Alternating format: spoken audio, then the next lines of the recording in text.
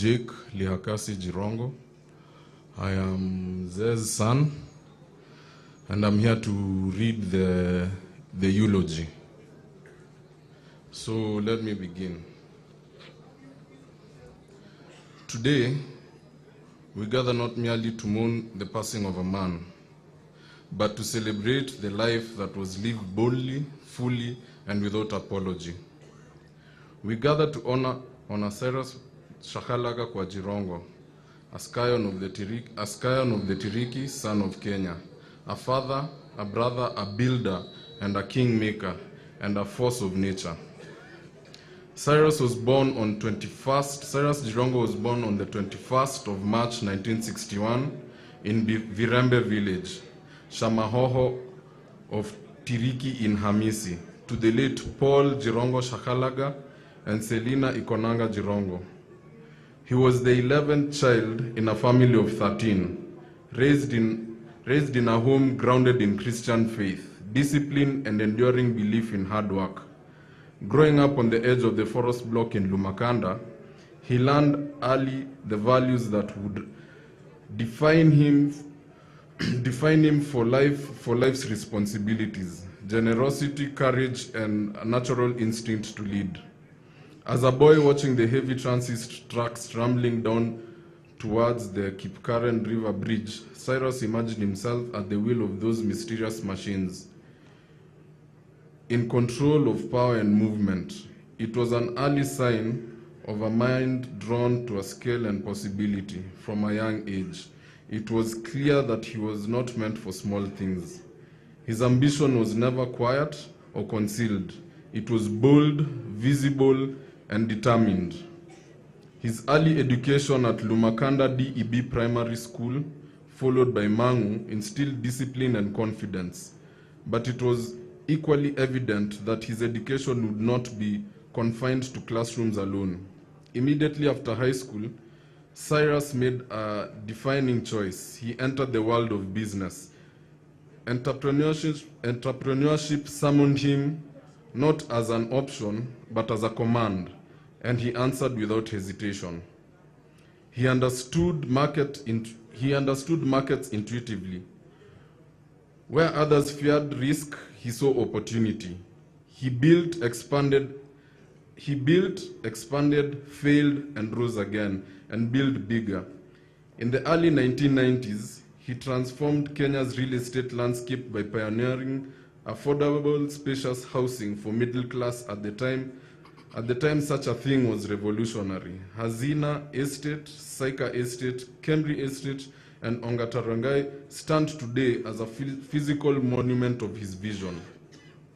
Beyond real estate, his footprint extended across energy, cement production, logistics, finance, and later into African mining and carbon markets. Cyrus Jirongo did not merely participate in the economy, he helped shape it. He believed the enterprise was not only about profit, but about dignity, jobs, and opening doors where none had existed. Though he learned relentlessly from experience, he also held a deep respect for formal education. He believed that knowledge was the one possession no one could ever take away.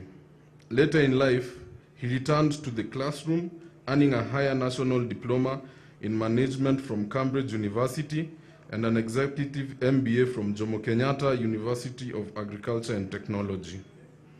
It is, however, in public life that Cyrus Jirongo became a national figure in 1992. He was thrust into the political stage as the chair of the Youth for KANU 1992, where he established himself as a master mobilizer, organizer, strategist. His influence during this period was so pronounced that it put his erstwhile business success in jeopardy and forced him into active politics. He served Kenya with distinction.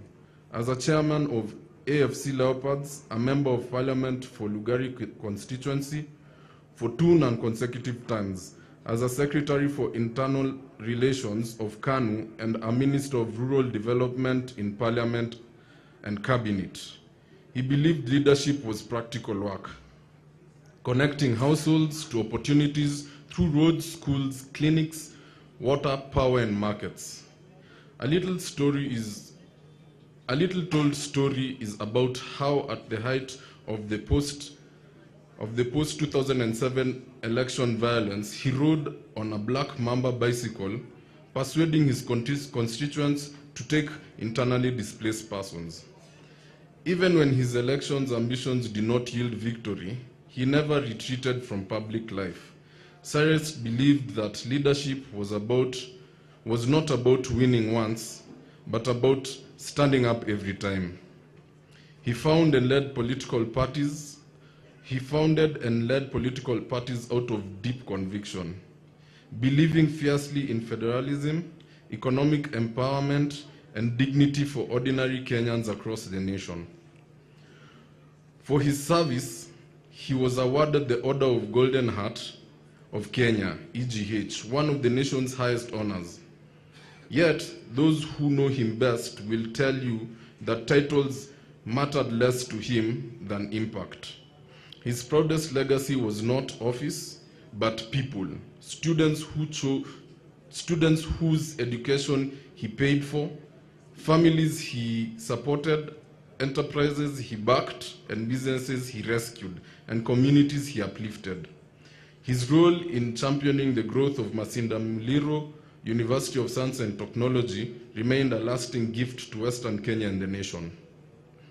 Beyond public life, Cyrus Jirongo was above all a family man, a patriarch in the truest sense. He was husband to Anne Kanini, Christine Nyokabi, and Anne Lanoe, and a devoted father to many children, each carrying a piece of his spirit.